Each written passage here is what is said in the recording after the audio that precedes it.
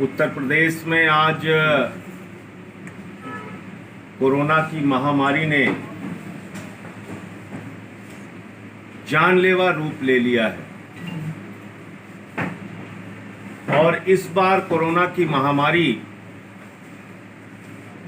पिछली बार के कोरोना के कहर से ज्यादा खतरनाक है और तैयारी की दृष्टि से अगर देखा जाए तो हमारी सारी सरकार केंद्र से लेकर राज्य तक कोरोना की महामारी से निपटने के लिए बेपरवाह और लापरवाह है। जिस प्रकार की बेचैनी और तैयारी, जिस प्रकार से कोरोना को नियंत्रित करने की तैयारी पिछले कोरोना की महामारी और लहर के दौरान थी, इस बार ऐसा महसूस हो रहा है कि उत्तर प्रदेश में लोगों को उनके हाल पर मरने के लिए छोड़ दिया गया है और हर जिले से ऐसी दुखदाई खबरें आ रही हैं जो आपको पीड़ित करेंगी, दुखी करेंगी। आज अगर उत्तर प्रदेश की बात करें, 24 घंटे में 18,000 से ज्यादा केसेस आए, 5,300 से ज्यादा केस अकेले लखनऊ में आया और लखनऊ के अंदर जो सौदागरी की रिपोर्ट आ रही है वहां पर 24 घंटे लगातार लोगों की लाशें जल रही हैं। घंटों घंटे लोग लाइनों में लग के अपने परिवारजनों की लाशें जलाने का इंतजार कर रहे हैं, पड़ रहा है लाश जलाने के लिए। ऐसी दुखदाई स्थिति लखनऊ की बन गई है कि हजारों हजार लोग लाइनों में अस्पतालों के अंदर लगे हैं एक बेड पाने के लिए। सिविल अस्पताल में घंटों घंटे लोग लाइन लगा रहे हैं अपने कोरोना की जांच कराने के लिए, और जब उनके परिवार के लोगों की मृत्यु हो जा रही है तो शमशान में लाश जलाने के लिए लाइन लगा रहे हैं, कोरोना के जांच कराने के लिए लाइन, बेड का इंतजाम पाने के लिए लाइन और लाश जलाने के लिए लाइन। और हमारी प्रदेश सरकार ने उत्तर प्रदेश की जनता को भरोसा दिलाया था कि 2000 आईसीयू के बेड का इंतजाम करेंगे, लेकिन कहां है आईसीयू बेड? अगर आईसीयू बेड का इंतजाम है, ऑक्सीजन बेड का इंतजाम है, तो फिर लोगों को मरने के लिए क्यों छोड़ दिया जा रहा है? एम्बुलेंस लोगों के पास नहीं पहुंच पा रही। आईएएस एसोसिएशन के अध्यक्ष दीपक त्रिवेदी जी 8 घंटे तक बेड पाने के लिए चक्कर काटते रहे। आप मेरी बात छोड़ दीजिए, हो सकता है हम पर यह आरोप लगाया जाए कि ये विपक्षी पार्टी के हैं इसलिए बोल रहे हैं। लखनऊ के जिलाधिकारी ने कहा कि रोडों पर लोगों की जान जा रही है। लखनऊ के जिलाधिकारी महोदय ने कहा कि लोग सड़कों पर मर रहे हैं।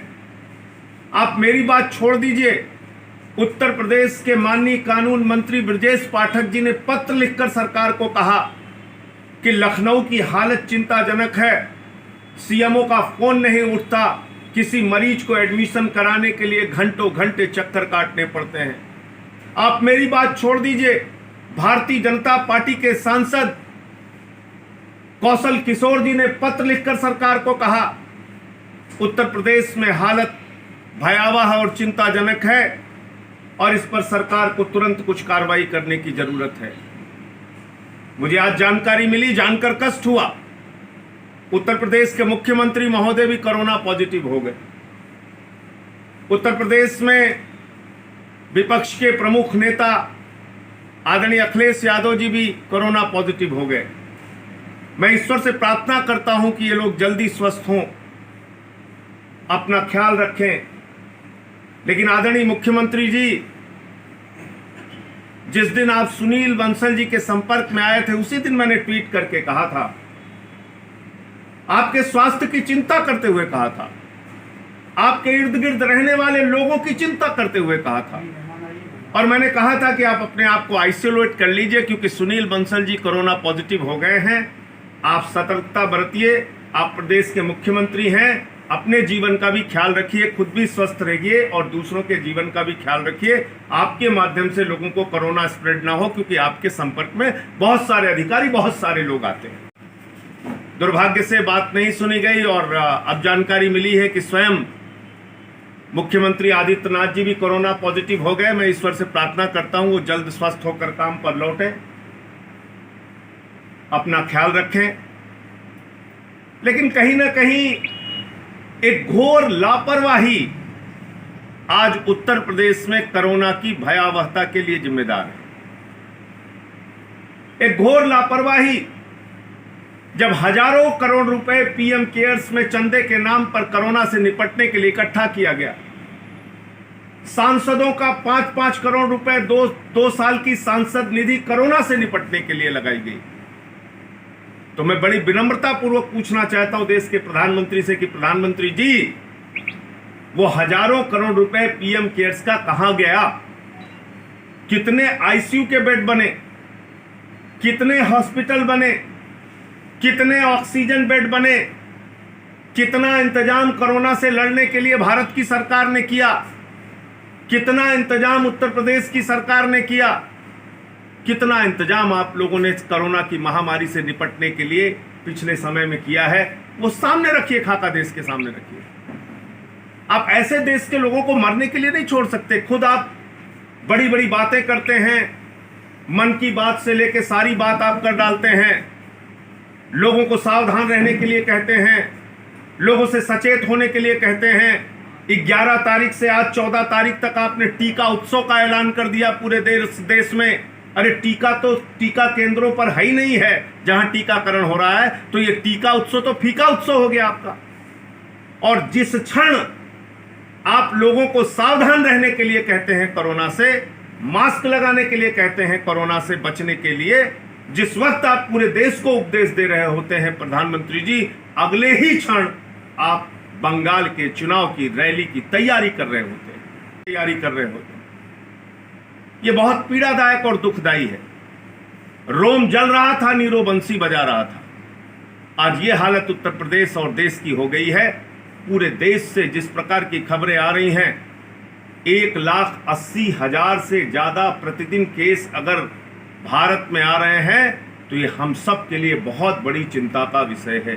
1,80,000 ऐसा आलम तो हमने जब कोरोना की महामारी की शुरुआत हुई थी उस वक्त भी नहीं देखा। उस वक्त भी इतने केसेस नहीं आए, लेकिन उस वक्त सरकारें चौकन्नी थी, तैयार थी। ऐसा लग रहा था कि कुछ लोगों के लिए इंतजाम हो रहे हैं। आज कहां है ऑक्सीजन बेड? आज कहां है आईसीयू का बेड? आज कहां है लोगों के लिए इंतजाम? लखनऊ के अंदर एक पत्रकार, सीनियर जर्नलिस्ट, सच्चे भाई जिनको कहते हैं, वो सच्चे भाई इलाज के अभाव में उनकी जान चली गई। लखनऊ के, उत्तर प्रदेश के एक पद्मश्री प्रसिद्ध इतिहासकार, उनकी जान चली गई। एम्बुलेंस नहीं पहुंच पाई उनके पास। प्रदेश के कानून मंत्री लिख रहे हैं, लखनऊ के सांसद लिख रहे हैं, और उसके बाद भी कोई तैयारी नहीं, कोई इंतजाम नहीं। तो मुझे लगता है कि कोरोना के नाम पर लोगों के जीवन से जिस प्रकार का खिलवाड़ इस समय हो रहा है, सरकार को, स्वयं मुख्यमंत्री जी अगर बीमार हैं तो उनके साथ के लोगों को, उनके जिन मंत्रियों पर जिम्मेदारी है, वो लोग तुरंत सजग हो जाएं और हर जिले के अंदर कृपा करके आप कोरोना से लड़ने के पुख्ता इंतजाम बनाइए। और खास तौर से लखनऊ, वाराणसी, प्रयागराज, कानपुर, जिन जिलों में बहुत तेजी के साथ कोरोना फैल रहा है, वहां इंतजाम अभी से मजबूत कर लीजिए, वरना जिस प्रकार से लाशों के जलने का दृश्य, लाशों के जलने के वीडियो आ रहे हैं, लोग रो रो के, चीख चीख के अपने परिवार वालों की जाने जाते हुए देख रहे हैं, बेबस होकर, मजबूर होके इस कुव्यवस्था का शिकार हो रहे हैं, ये मुझे लगता है कि बहुत ही पीड़ादायक दृश्य है। और इसके लिए अभी से इसको रोकने के लिए, ऐसी परिस्थितियों से बचने के लिए सरकार को, प्रशासन को और मुस्तैद और तैयार हो जाना चाहिए। मुझे इतनी बात कहनी थी। आप लोगों के कोई प्रश्न हो तो आप। कोई एक मॉडल होगा जिस पर काम करने की ज़रूरत है इस पूरे देश में, वो कोई मॉडल, क्योंकि आपका दिल्ली मॉडल भी फेल हो गया, मुंबई मॉडल फेल हो गया, सभी मॉडल इस कोरोना के सेकेंड वेव जो है इसमें लगभग फेल हो चुके हैं। आप भले कहें केंद्र और प्रदेश की बात करें, लेकिन आज पूरे हिंदुस्तान के सारे मॉडल फेल। कोई एक मॉडल होगा जिस पर काम किया जा सकता है, किस तरीके से? देखिए, मुझे लगता है कि निश्चित रूप से कोरोना की महामारी एक ऐसी महामारी है जिसमें कोई भी पूर्वानुमान या पूर्व की तैयारी या पूर्व से आप ये अंदाज़ा लगा लें कि ये वायरस कितना इफेक्ट करेगा, ये अंदाज़ा लगाना तो मुश्किल है। लेकिन क्योंकि हम सब लोग जानते हैं कि जब हम लोग निश्चिंत हो गए थे कि अब शायद कोरोना कम हो रहा है, दिल्ली में 100 से भी कम केसेस आने लगे थे, अचानक आपने देखा ये वेव आ गई। लेकिन जितना पिछले 1 साल का समय हमको मिला, इस समय में हमने इस कोरोना से लड़ने के तमाम नए तरीकों का इजाद भी किया। जैसे होम आइसोलेशन, दिल्ली में प्रयोग बहुत सफल हुआ और ये प्रयोग पूरे देश में फिर अडॉप्ट किया गया कि जो कोरोना के गंभीर मरीज नहीं हैं वो अपने घर पर रहकर डॉक्टरों से फ़ोन पर सलाह लेकर अपना इलाज कराएं और स्वस्थ हों, जिससे हॉस्पिटल पर बढ़ने वाला बोझ कम होगा और हॉस्पिटल में सिर्फ गंभीर मरीजों का इलाज हो पाएगा। नंबर 1। नंबर 2, हमको समय रहते, जब हम देख रहे हैं कि उत्तर प्रदेश में केसेस रुक नहीं रहे हैं, लगातार केसेस बढ़ रहे हैं, आप लोगों के जीवन के साथ खिलवाड़ कर रहे हैं। एक फ़ोन नंबर पर आप बताइए मुझे, 7,343 केसेस निगेटिव आ गए। 7,343 केस बरेली के अंदर। ये हो रहा है उत्तर प्रदेश में कोरोना के साथ खिलवाड़। तो ऐसा तो मत कीजिए। पत्रकार एक पुनीत जी हैं लखनऊ के, वो लिखते हैं साहब हमारे फोन नंबर पे निगेटिव रिपोर्ट आ गई, मैंने तो जांच ही नहीं कराया। एक कपिल नाम के लड़के ने लिखा मेरी पत्नी की जांच रिपोर्ट निगेटिव आ गई, मेरी पत्नी की जांच तो पॉजिटिव आई थी 2020 सितंबर में। तो लोगों के फोन नंबर का इस्तेमाल करके उस पर फर्जी रिपोर्ट देना, ये तो आपराधिक लापरवाही है, ये क्रिमिनल नेग्लिजेंस है। इनसे हम बच सकते हैं और इस कोरोना की बीमारी पर पर्दा ढांकने से हम इसकी लड़ाई नहीं लड़ पाएंगे।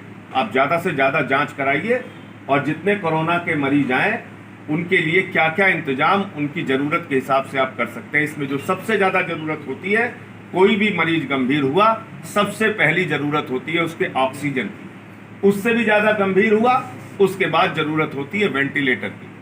उसके आप ज़्यादा से ज़्यादा इंतजाम कर लीजिए। College, hotel, banquet, private nursing home, इन सारे बेड्स को आप ऑक्यूपाई करिए। इन सारे प्राइवेट नर्सिंग होम के और बैंक्वेट के अंदर नए बेड बनाइए, ऑक्सीजन बेड बनाइए, आईसीयू बेड बनाइए। ये तो आपके हाथ में है, इसमें तो किसी तीसरे आदमी की सलाह लेने की ज़रूरत नहीं है। और इसलिए आज जो परिस्थितियां हैं अभी भी, क्योंकि ये कहां तक जाएगा आप और हम नहीं जानते। बिल्कुल ठीक कहा आपने, हमें नहीं पता कि ये कोरोना की महामारी कितनी दूर तक जाएगी। पिछली बार 25 दिन तक दिल्ली में केसेस बढ़े थे, अंतिम गया था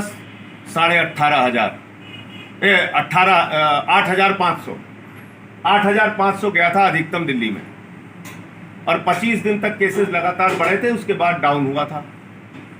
इस बार अभी ही केस 13,500 हो गए। अब कितनी दूर तक बढ़ेगा और कितने केसेस तक जाएंगे हमें नहीं पता।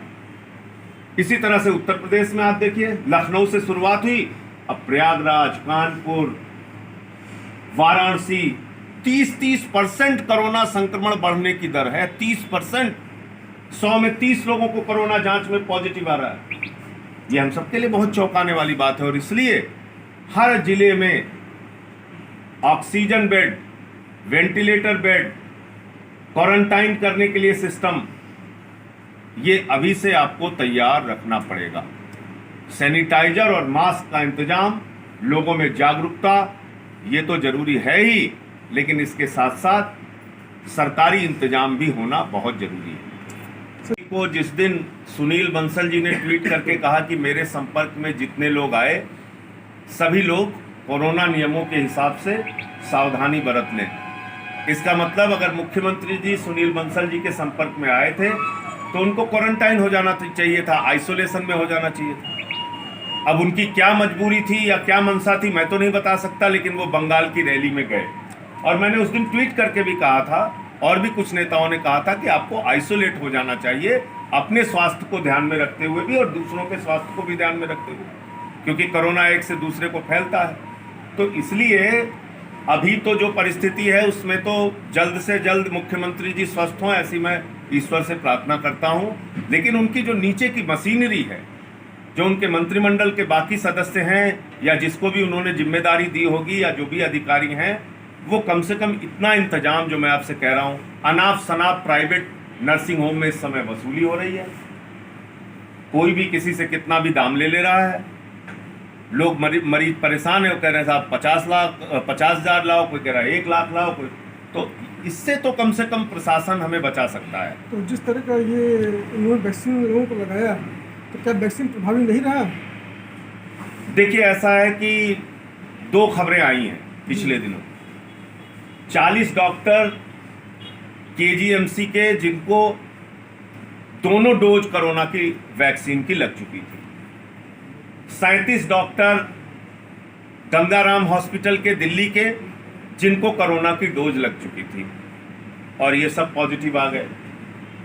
तो ये कहना कि कोरोना की दोनों वैक्सीन लगने के बाद आप पॉजिटिव नहीं होंगे, मुझे लगता है ये थ्योरी तो फेल हो गई। अब एक बात और सामने निकल कर आ रही है कि जो दोनों डोज लेंगे अगर उनको पॉजिटिव होता भी है तो उनके अंदर कोरोना से लड़ने की क्षमता और शक्ति अधिक होगी और इसलिए उनका जीवन सुरक्षित रहेगा, ये बात सामने आ रही है। तो मुझे लगता है कि इसके नाते टीकाकरण तो आवश्यक है, टीकाकरण तो जरूरी है, टीकाकरण हर एक व्यक्ति को कराना चाहिए और उससे अगर जीवन की सुरक्षा है तो सबसे बड़ी बात है। ठीक है, चलो अगर हो भी रहा है कोरोना, आपका जीवन तो कम से कम सुरक्षित रहेगा, तो इसलिए टीकाकरण सुस्त नहीं करना चाहिए। आप 83 देशों को एक्सपोर्ट कर रहे हैं, आप बताइए कौन बोलेगा इन बातों पे? आप पहले अपना इंतजाम पूरा कर लीजिए। आप फ्लाइट में सफर करते हैं उस वक्त भी कहा जाता है कि दूसरों को मास्क लगाने से पहले अपना मास्क लगा लें। तो इमरजेंसी सिचुएशन में भी आपको ये कहा जाता है कि भाई आप स्वयं की सुरक्षा करके दूसरों की मदद। 83 देशों को भारत की सरकार एक्सपोर्ट कर रही है वैक्सीन, अपने देश के लोगों की तो पूरा कर लो। आप कह रहे हो 6 करोड़ लोगों को हमने लगाया, कितने महीने हो गए? और इस स्पीड से 130 करोड़ लोगों को लगाने में आपको कई वर्ष लग जाएंगे। तो इसलिए अब अगर टीकाकरण को आप एक अभियान के तौर पे चलाएं और एक निश्चित समय कर लें, भाई 6 महीने के अंदर, साल भर के अंदर हमको पूरे देश को ये टीकाकरण कर देना है, एक चुनौती के रूप में आपने। मैंने भी पहला टीका लगवाया, पत्नी के साथ जाके लगवाया, दूसरा अभी 42 दिन का उन्होंने समय दिया है, जैसे ही टाइम पूरा होगा हम जाके ले कराएंगे टीकाकरण। तो कम से कम लोगों की जान तो बच सकती है। आज हम लोगों को नहीं पता, सूरत में 24 घंटे लोगों की लाश जल रही, अहमदाबाद में एम्बुलेंस की लाइन लगी हुई, भोपाल का दृश्य आता है, यूपी का दृश्य आता है। इससे और आदमी को इस बीमारी ने इतना डरा दिया है कि बहुत सारे लोग तो सदमे में मर जा रहे हैं। जिनका हार्ट कमजोर है वो बेचारे हार्ट अटैक के शिकार होकर मर जा रहे हैं। उनको पता चल रहा है कि कोरोना हो रहा है तो रोने लग रहे हैं, परेशान हो रहे हैं। तो इसलिए हम अपने बस में जो है, अपना इंतजाम जो है उसको मजबूत रखें। ईश्वर भी उन्हीं की मदद करता है जो अपनी मदद करना चाहें। तो इसलिए मैं सरकार से यही कहूँगा कि अब जो समय है उसको तेज़ी से इस्तेमाल करते हुए, इसकी भयावहता को देखते हुए आप अपनी तैयारी पूरी